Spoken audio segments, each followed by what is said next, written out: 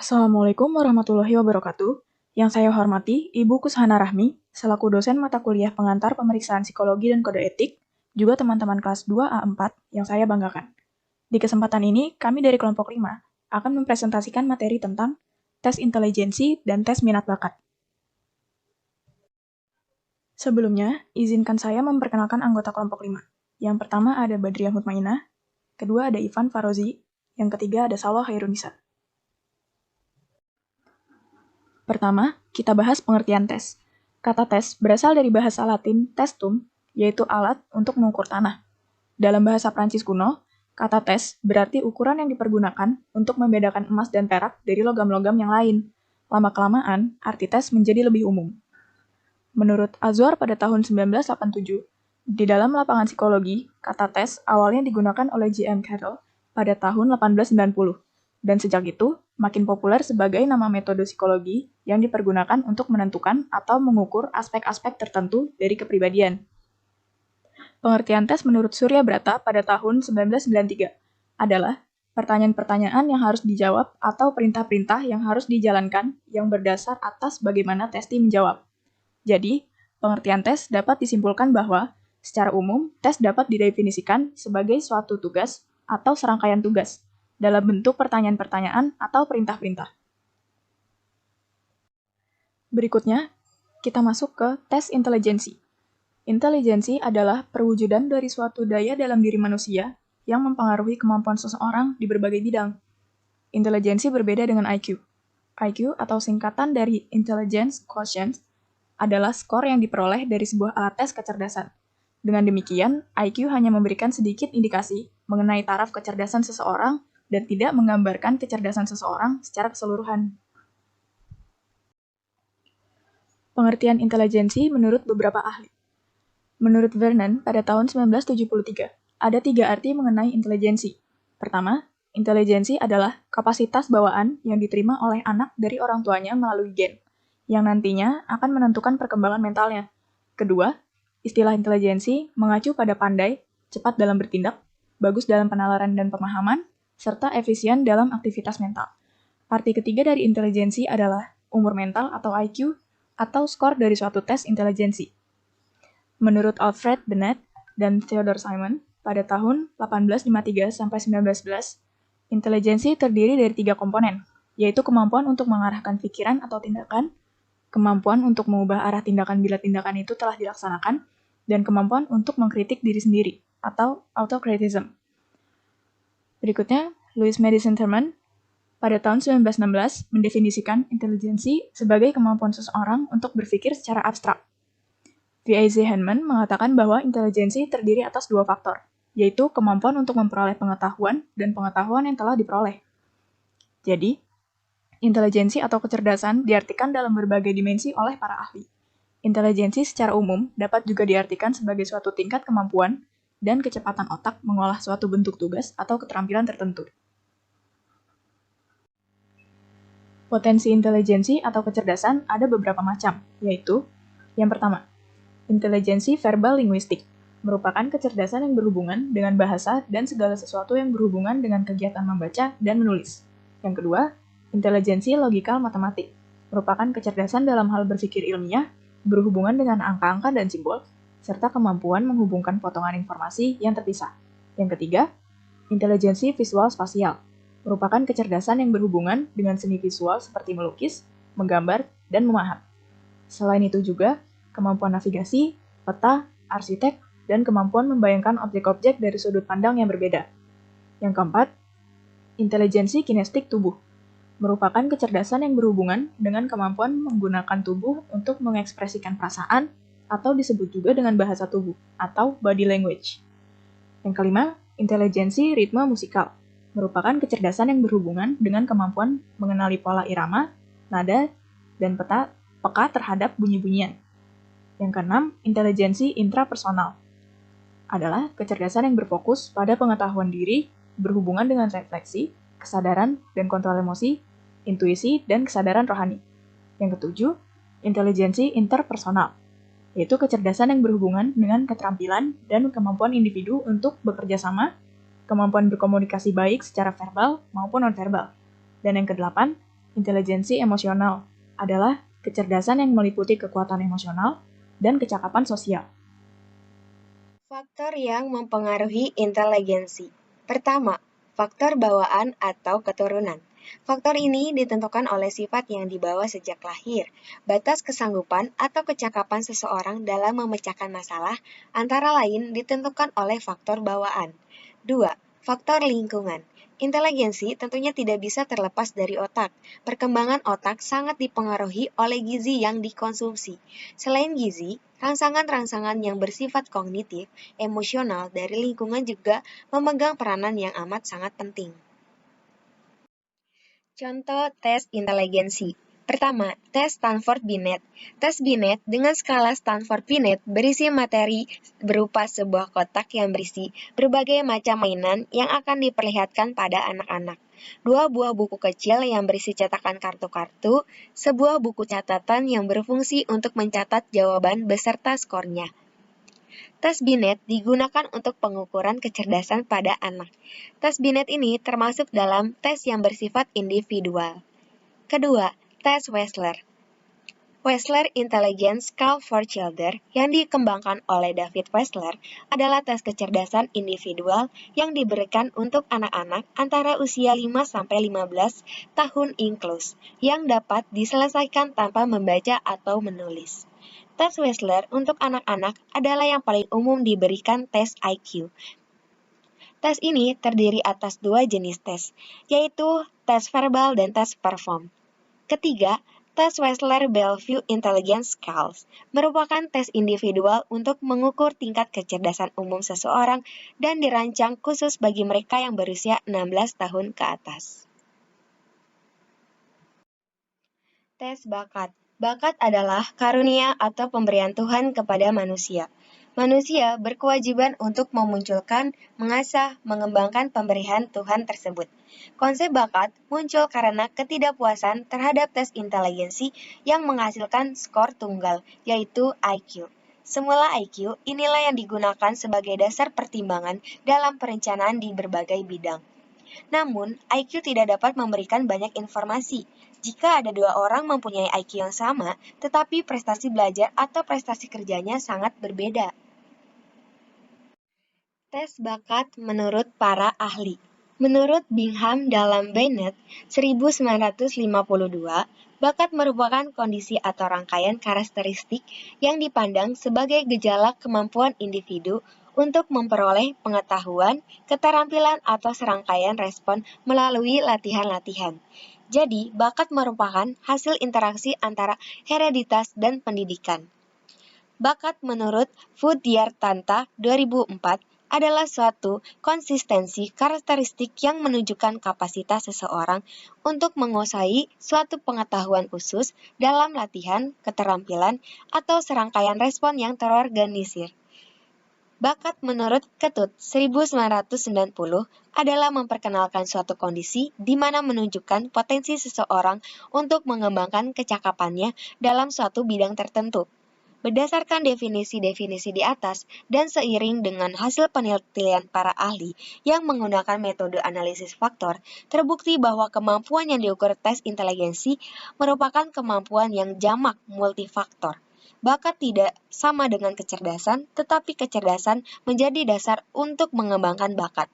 Kecerdasan dapat dipandang sebagai faktor umum dan bakat adalah faktor khusus. Tujuan mengetahui bakat. Tujuan mengetahui bakat adalah untuk dapat melakukan diagnosis dan prediksi. Pertama, diagnosis. Dengan pengetahuan bakat seseorang, maka akan dipahami potensi yang ada pada diri seseorang. Dengan demikian, dapat membantu untuk menganalisis permasalahan yang dihadapi di masa kini secara lebih cermat. Permasalahan itu baik dalam pendidikan, klinis, maupun industri. Kedua, prediksi, yaitu untuk memprediksi kemungkinan kesuksesan atau kegagalan seseorang dalam bidang tertentu di masa depan. Pada dasarnya, prediksi adalah mempertemukan potensi seseorang dengan persyaratan yang dituntut oleh suatu lembaga. Faktor yang mempengaruhi bakat. Pertama, faktor internal. meliputi faktor kematangan fisik atau kedewasaan biologis. Kematangan juga terjadi dalam segi mental psikologisnya. Artinya bahwa makin orang dapat mencapai kematangan fisik dan mental, maka bakatnya juga akan mengalami perkembangan. Kedua, faktor eksternal, meliputi lingkungan dan pengalaman. Lingkungan yang baik akan menunjukkan perkembangan bakat-bakat yang ada pada individu yang bersangkutan. Macam-macam tes bakat. 1. Differential Aptitude Test atau DAT. Dalam bahasa Indonesia dipakai istilah tes perbedaan bakat. Tes ini merupakan salah satu seri tes multiple bakat yang paling banyak dipakai dalam bidang pendidikan dan kerja. DAT pertama kali terbit tahun 1947. DAT terdiri dari 7 tes, masing-masing berdiri sendiri, sehingga dapat digunakan secara terpisah. Tes ini biasa dipakai untuk seleksi dalam bidang industri pada jenis pekerjaan tertentu. Ketujuh tes tersebut, jika dikelompokkan maka akan terdiri dari 2 kelompok besar, yaitu A. Kelompok tes verbal, yang terdiri dari 1. Verbal reasoning atau tes penalaran verbal. 2. Numerical ability atau kemampuan aritmatik. 3. Clerical speed accuracy atau kecepatan dan keakuratan clerical. Yang keempat, language usage atau penggunaan bahasa. Selain kelompok tes verbal, ada juga kelompok tes non-verbal yang terdiri dari 1. Abstract reasoning atau penalaran abstrak. Kedua, mechanical reasoning atau penalaran mekanikal atau penalaran mekanis lah. Ketiga, space relation atau hubungan ruang. General Aptitude Test B3 atau GATB. GATB disusun oleh Charles A. Odell dari United States Employees Service. Tes ini digunakan untuk konseling pekerjaan di States Employment Service Office. Tes ini terdiri dari 12 subs yang mengukur 9 jenis bakat. 9 jenis bakatnya yaitu 1. General Learning Ability atau GLA atau kemampuan belajar umum. Yang kedua, Verbal Aptitude atau bakat verbal. Yang ketiga, Numerical Aptitude atau bakat numerik. Yang keempat, Spatial Aptitude atau bakat mempersepsikan ruang. Yang kelima, Form Perception atau persepsi bentuk. Yang keenam, Clerical Perception atau persepsi clerical. Yang ketujuh, Motor Coordination atau koordinasi motorik. Yang kedelapan, Finger Dexterity atau keterampilan jari tangan. Yang terakhir, Manual Dexterity atau keterampilan manual. Yang ketiga ada Flanagan Aptitude Classification Test atau FACT. FACT terdiri dari 14 subs, yaitu 1. Inspection atau inspeksi. Yang kedua, coding atau pengkodean. Yang ketiga, memory atau ingatan. Yang keempat, precision atau presisi. Yang kelima, assembly atau merakit. Yang keenam, scales atau skala. Yang ketujuh, coordination atau koordinasi. Yang kedelapan, judgment and comprehension atau penilaian dan pemahaman. Yang kesembilan, arithmetic atau berhitung. Yang kesepuluh, patterns atau pola-pola. Yang kesebelas, komponen atau komponen-komponen. Yang kedua belas, tables atau table-table. Yang ke-13, mechanics atau mekanik. Yang ke-14, expression atau ekspresi. Selain 3 tes di atas, ada juga 2 jenis tes lainnya, seperti Armed Service Vocational Aptitude B3 atau ASVAB. Tes ini adalah baterai multi kemampuan untuk mengukur kemampuan yang dikembangkan dan membantu memprediksi keberhasilan akademis dan pekerjaan di masa depan di militer. Tes ini diberikan setiap tahun kepada lebih dari 1 juta pelamar militer. Ada juga tes Scholastic Aptitude Test atau SAT. Apa itu tes SAT? Tes SAT adalah ujian standarisasi yang diciptakan oleh College Board, sebuah lembaga nirlaba yang berbasis di Amerika Serikat. Tes ini umumnya diikuti oleh para pelajar yang telah menuntaskan pendidikan 12 tahun dan ingin memasuki jenjang perguruan tinggi.